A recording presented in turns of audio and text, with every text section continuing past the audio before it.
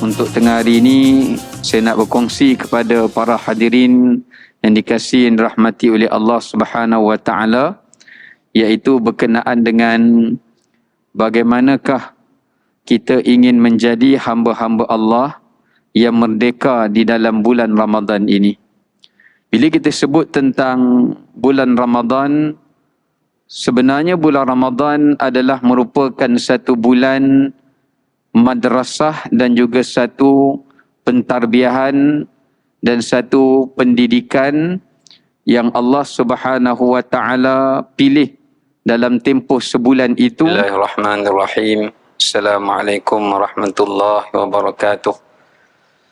Innal hamdalillah nahmaduhu wa nasta'inuhu wa nastahdihi wa nastaghfiruh wa na'udzu billah min shururi anfusina wa sayyiati a'malina. من يهده الله فلا مضل له ومن يضلله فلا هادي له أشهد أن لا إله إلا الله وحده لا شريك له وأشهد أن محمدا عبده ورسوله اللهم صل وسلم وبارك على سيدنا محمد وعلى آله وصحبه أجمعين أما بعد. Alhamdulillah, kita rafa'kan puji dan syukur kepada Allah Ta'ala di atas segala rahmat dan kurniaannya. Pada tengah hari yang mulia ini, kita diberikan peluang dan keizinan oleh Allah Ta'ala untuk dapat kita duduk di rumah Allah, mengambil peluang i'tikaf yang dituntut di dalam bulan Ramadan ini. Di samping kita diberikan peluang untuk berada di dalam pengajian kuliah zuhur kita pada tengah hari ini, dan insya-Allah untuk tengah hari ini saya nak berkongsi kepada para hadirin yang dikasihi dan dirahmati oleh Allah Subhanahu Wa Taala, iaitu berkenaan dengan bagaimanakah kita ingin menjadi hamba-hamba Allah yang merdeka di dalam bulan Ramadan ini.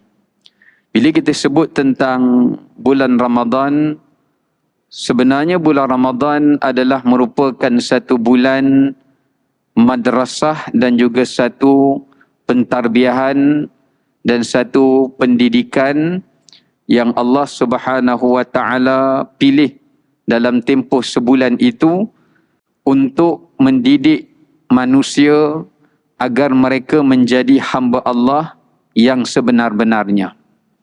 Kerana matlamat kehidupan kita di atas muka bumi ini, tidak ada sesuatu yang lebih utama melainkan untuk menyedarkan manusia bahawasanya kita setinggi mana pun kedudukan kita di alam dunia, atau sekaya mana pun kekayaan yang kita milik, atau sekuat mana pun kekuatan dan pengaruh yang kita miliki, kita tidak lebih besar melainkan sebagai seorang hamba Allah Subhanahu Wa Taala.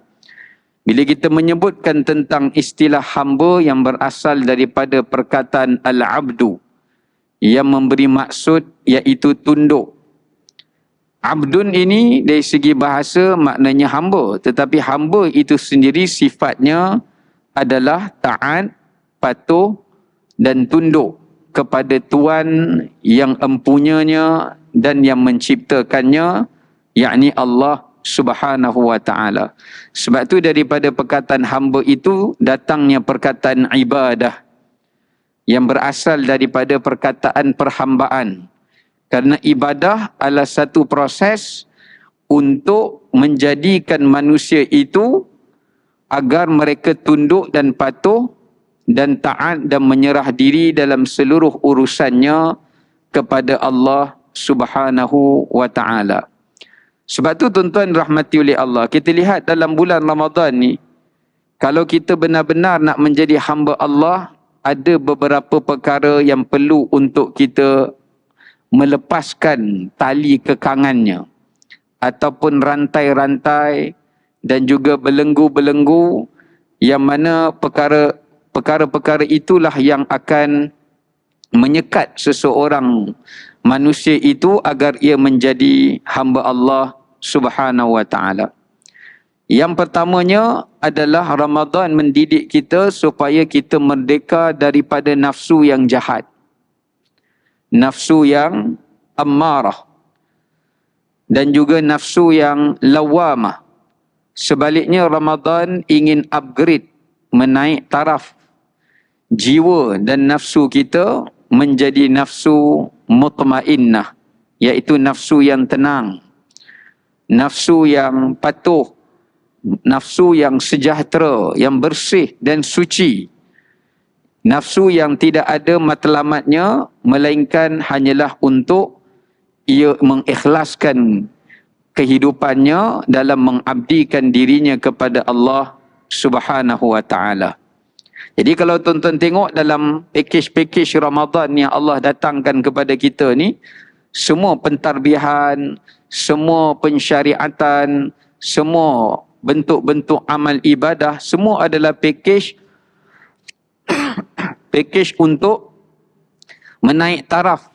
Dia satu projek untuk menaik taraf tingkatan nafsu kita agar kita meraih nafsu mutmainnah. Baik. Bagaimana kita nak menilai nafsu mutmainnah itu supaya kita menjadi orang yang merdeka, tuan-tuan? Yang pertama, kita lihat melalui skop ibadat puasa. Kalau kita perhatikan ibadat puasa, puasa ini adalah satu ibadah yang menjadi kata Al-Imam Syafi'i rahimahullah, ia adalah ibadah antara rahsia Tuhan dengan hamba-Nya. Sebab puasa ni orang tak tahu dia sedang berpuasa, tuan-tuan. Kalau macam bulan Ramadan ni orang tahulah kita puasa sebab bulan Ramadan ni wajib berpuasa. Tapi kalau bulan-bulan yang lain, kalau orang tu berpuasa sunat, orang tak tahu dia sedang beribadah. Kerana dia ibadah yang tidak dilihat. Dia ibadah yang bersifat rahsia. Dia bersifat sulit. Kalau macam tuan-tuan semayang, orang boleh lihat. Tuan-tuan baca Quran, orang boleh dengar.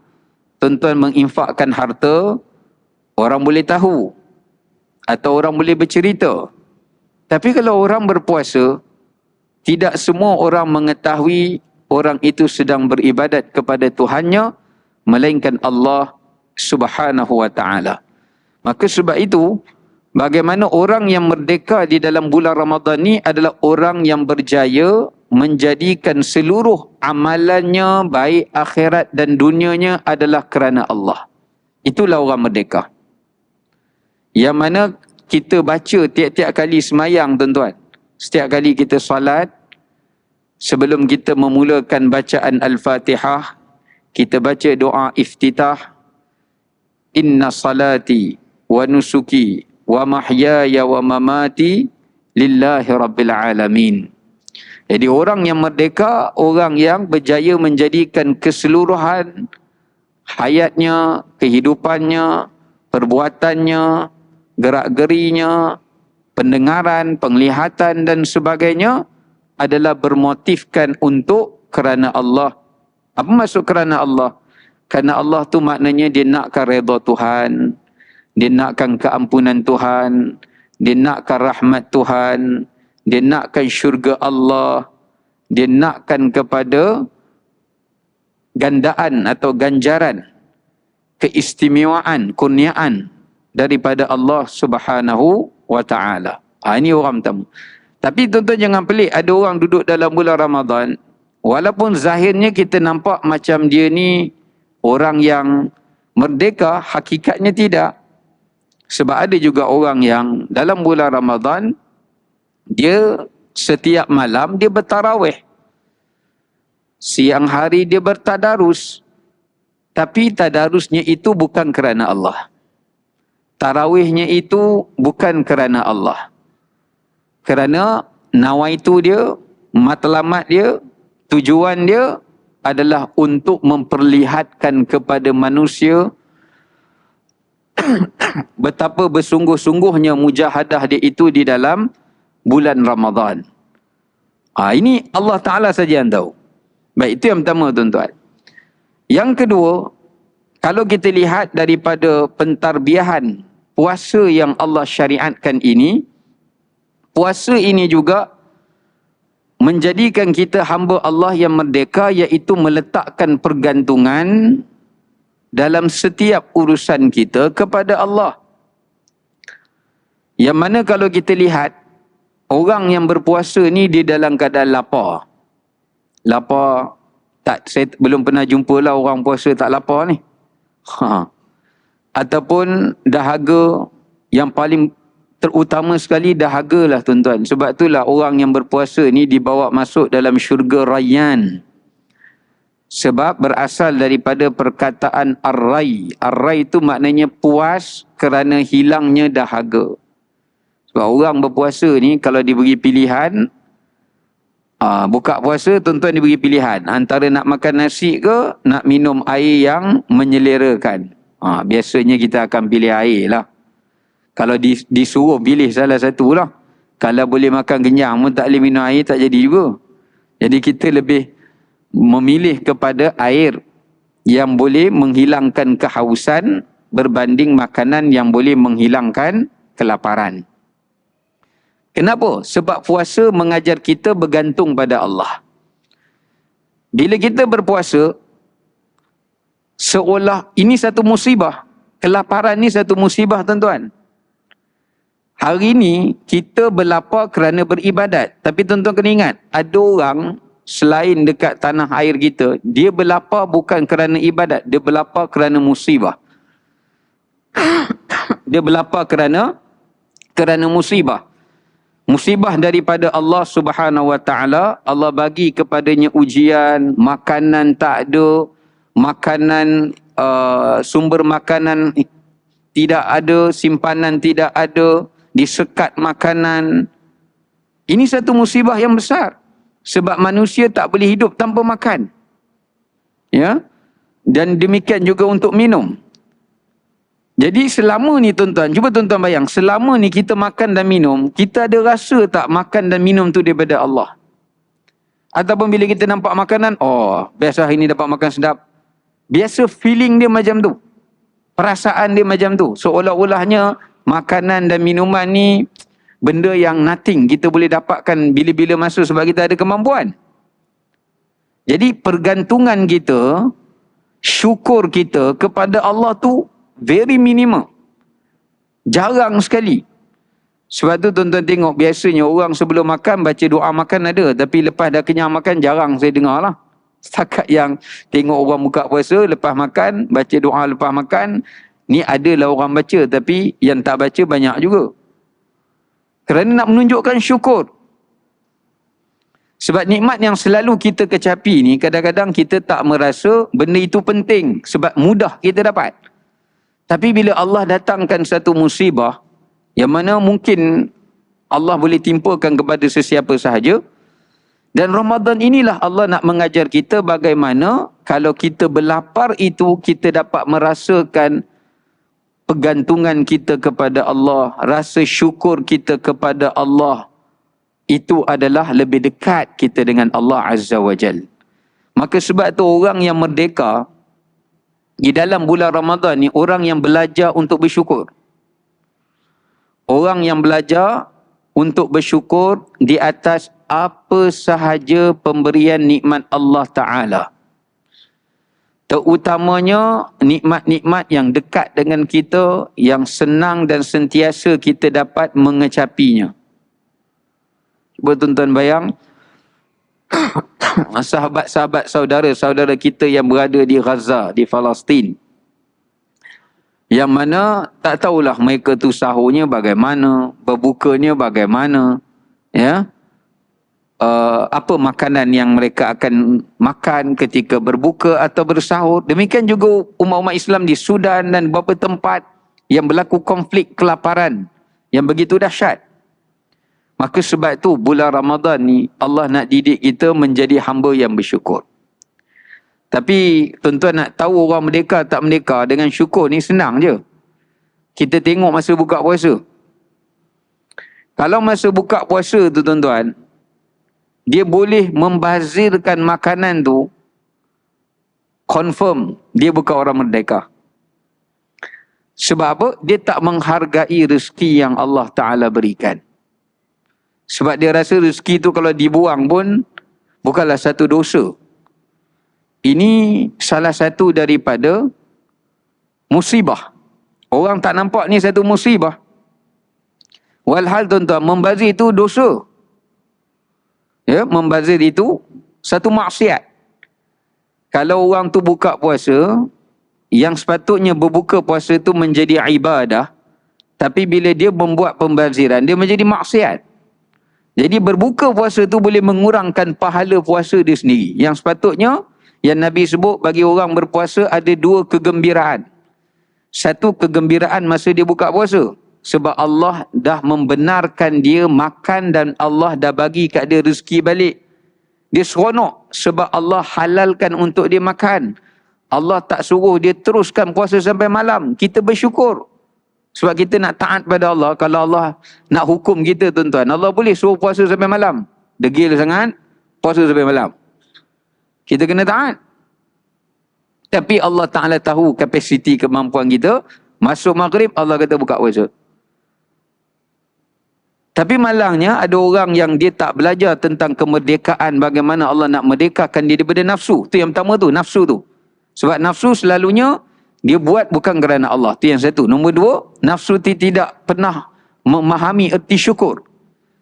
Bahkan dalam Quran Allah sebut, innal insana la zalumun kaffar.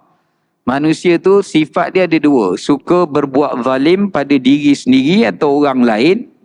Buat zalim kat diri sendiri tu buat dosa lah. Buat zalim kat orang pun dosa juga. Yang nombor dua kata Allah kafar. Iaitu mereka itu terlalu mudah dalam mengkufuri nikmat Allah Subhanahu wa ta'ala. Baik. Itu yang kedua tuan-tuan. Pergantungan dan syukur kita kepada Allah Azza wa Jal. Yang ketiga, orang yang merdeka adalah orang yang berjaya mengawasi perbuatan, perkataan, pendengaran, tindak tanduk yang dia buat. Dia sentiasa mengawasinya. Kenapa dia mengawasinya? Kerana dia takut akan hari di mana Allah Ta'ala akan membongkarkan atau Allah akan pertontonkan semua benda yang dia buat. Ini kelebihan ada pada ibadah puasa. Ada pada ibadah puasa. Sebab tu saya tak pernah jumpa lagi orang riak dengan puasa ni. Sebab orang nak riak dengan puasa ni tak ada. Sifat nak riak tu tak ada. Tapi kalau orang riak dengan semayang malam ada. Orang riak dengan khatam Quran banyak kali pun ada. Orang riak dengan sedekah pun ada. Ya. Tapi orang riak dengan ibadah puasa ni tak ada. Sebab puasa ni dia mengajar kita supaya kita ini mengawasi ibadat kita daripada sayangnya hilang pahala itu. Yang kedua, dia mengajar kita mengawasi diri kita kerana Allah Subhanahu wa ta'ala memerhatikan apa yang kita buat walaupun tidak dilihat oleh manusia. Ini keajaiban puasa. Sebab tu tuan-tuan, orang ni kalau dia nak buka puasa, kalau dia nak curi-curi buka puasa, siapa yang tahu? Kalau dia masuk toilet pergi tandas, tiap-tiap hari pergi tandas mesti orang pergi toilet kan? Mana ada orang tak pergi toilet? Kalau sambil dia pergi tandas tu, kalau dia minum air pun melalui air paip, siapa yang tahu? Tak ada siapa tahu. Sambil mandi ataupun sambil ambil uduk berkumur-kumur, air hilang. Setiap kali kumur, air hilang. Bila orang tanya, lepas sebab aku tak nampak air kau keluarkan kumur tadi. Ini karamah. Bulan puasa je ada karamah ni. Kumur-kumur air hilang. Ini bukan karamah, ni ciluk minum air. Jadi nak ceritakan bahawasanya, kalau orang yang berpuasa tu, kalau dia nak berbuka puasa, dia boleh buat. Tapi tuan-tuan rasa orang yang berpuasa, dia takkan buat macam tu. Dia takkan melakukan hal demikian. Sebab apa? Dia rasa walaupun orang tak nampak, mata tak memandang, telinga tidak mendengar, tapi dia rasa macam ada sesuatu yang memerhatikan dia. Yang menyaksikan dia. Patutnya semayang kita pun kena macam tu juga. Tapi biasanya time semayang tak ada perasaan macam tu, tak berapa kuat sangat. Rasa macam Allah tengah melihat kita. mengawasi kita. Perasaan tu tak berapa strong sangat. Sepatutnya begitulah khusyuknya. Tapi puasa itu, dia mengajar kita kepada erti bagaimana untuk kita menjadi hamba Allah yang merdeka bila kita berjaya mengawasi diri kita, mengawal keinginan nafsu kita, supaya apa yang dikehendakkan oleh nafsu tu kita yang tentukan berdasarkan apa yang Allah Ta'ala kehendaki. Itu keajaiban puasa. Sebab kita nak kontrol. Puasa ni diajar kita macam Allah bagi kita satu remote control. Remote control tu untuk kontrol nafsu kita. Tapi dia berbalik kepada cara kita pakai remote control tu lah. Kadang-kadang remote control kita ada dah. Cuma tak reti pakai. Patutnya yang ni kena kontrol, dia bagi tekan benda lain. Yang ni seumpamanya macam tu lah. Tapi objektifnya puasa itu, nak menjadikan kita hamba Allah Ta'ala yang merdeka adalah dengan cara Allah nak menyuruh kita dengan puasa itu kita dapat mengawal 7 anggota kita ni tuan-tuan yang disebutkan oleh Al-Imamul Ghazali rahimahullah yang disebut sebagai puasa orang yang khusus. Iaitu orang yang boleh mengawal 7 keinginan nafsu. Tuan-tuan kena ingat nafsu ni dia datang melalui 7. Dia ada 7 keinginan melalui 7 panca indera yang ada pada tubuh badan kita. Yang pertama, nafsu penglihatan. Nafsu penglihatan. Nafsu mesti ada benda yang dia teringin nak tengok. Lama dia tak tengok, dia nak tengok. Benda yang tak boleh tengok, dia nak tengok juga. Kan? Tu nafsu pandangan. Jadi remote control dia puasa lah. Tapi bulan puasa ni tuan-tuan, saya rasa penglihatan ni insya-Allah kita terjaga sikit. Sebab apa? Sebab Allah jadikan bila bulan puasa, perut kita lapar, tenaga kita kurang, secara automatis kita ni senang mengantuk. Tu kelebihan tu.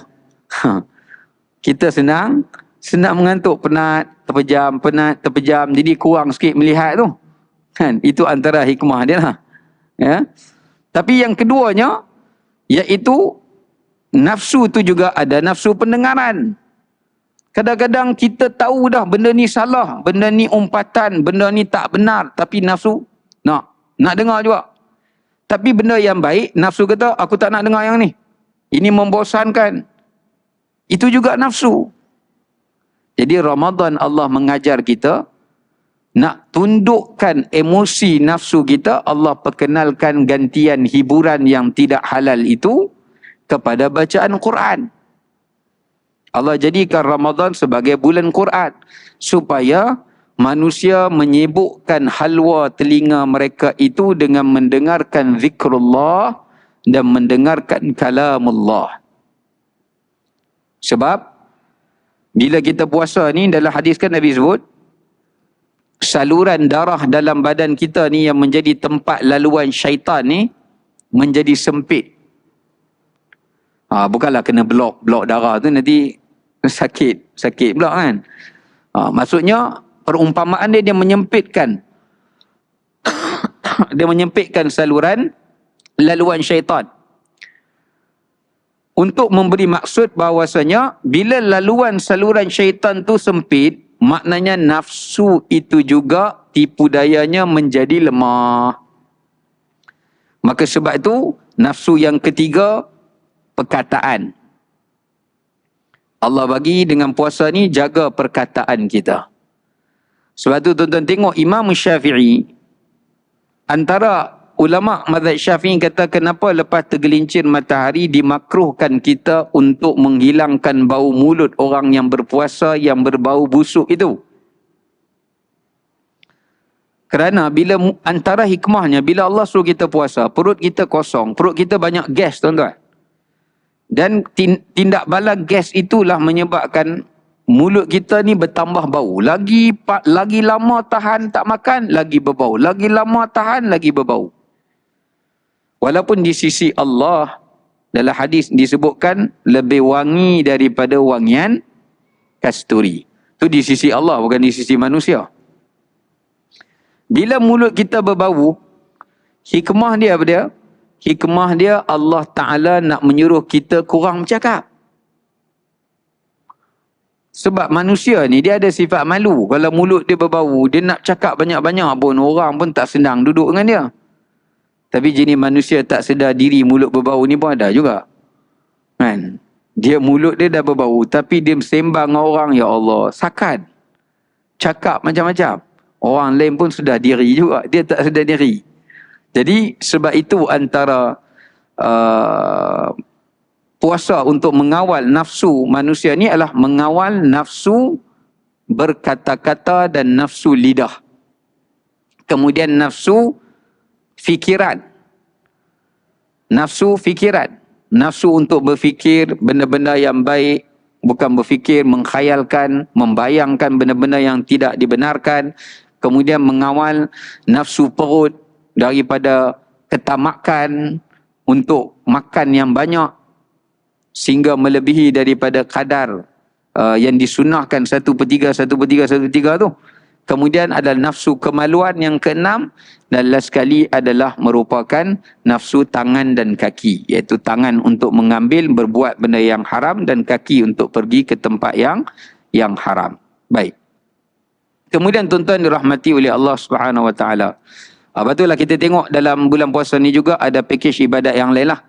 Sedekah untuk membuang sifat bakhil, kemudian kita ada baca Quran untuk membersihkan hati kita daripada sifat mazmumah. Cuma yang keduanya, Ramadan mengajar kita selain merdeka daripada nafsu adalah merdeka daripada api neraka. Itu yang Nabi SAW sebut dalam hadis. Walillahi utaqa'u minan nar wa zalika fi kulli lailatin wa fi kulli fatrin. Allah memilih hamba-hambanya yang dimerdekakan daripada api neraka dalam dua keadaan. Yang pertama, Allah pilih hambanya yang dimerdekakan daripada api neraka setiap kali waktu kita berbuka puasa. Yang kedua, Allah pilih mereka yang dimerdekakan daripada api neraka adalah pada setiap malam-malam Ramadan, yakni setelah kita menyudahi dan selesaikan salat tarawih.